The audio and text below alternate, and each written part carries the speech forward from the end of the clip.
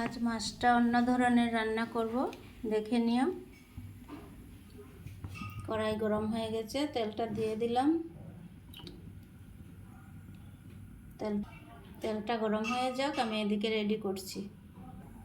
নুন হলুদ সর্ষের তেল দিয়ে মেখে রেখে দেব একটু সময়।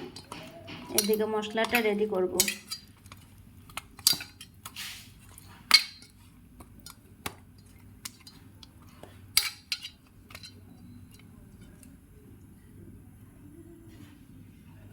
মশলাটা লাগছে হলুদ গুঁড়ো, জিরে গুঁড়ো, লঙ্কা গুঁড়ো, কাঁচা লঙ্কা, নুন। ফোড়নে দেব কালো জিরে আর কাঁচা লঙ্কা। মশলাটা দিয়ে দেব, ভালো করে কষিয়ে নেব মশলাটাকে। মশলাটা ভাজা ভাজা হয়ে গেছে, এখন আমি একটা একটা করে মাছ দিয়ে দেব।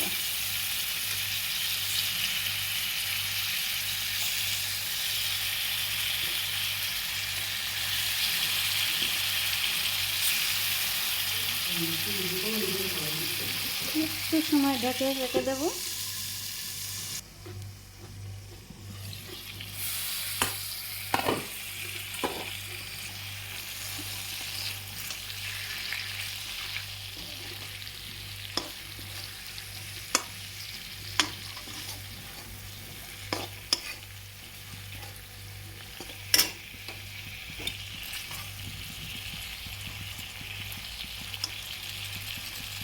পাট দিয়ে ঘুরে দেব, ঢেকে দিয়ে দিয়েছি। একটু সময় হয়ে যাক। হয়ে গেছে,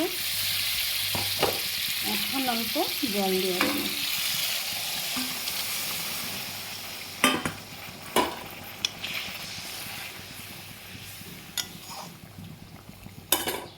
আবার অল্পক্ষণ রেখে দেব, জলে জালটা উঠে যাবে। হয়ে গেছে আমার তরকারিটা, মাছটাও সিদ্ধ হয়ে গেছে। এই দেখো কিভাবে নরম হয়েছে। কাঁচা মাছ তো, তাই ঝটাপট নরম হয়ে যায়। দেখো তরকারিটা আমার হয়ে গেল।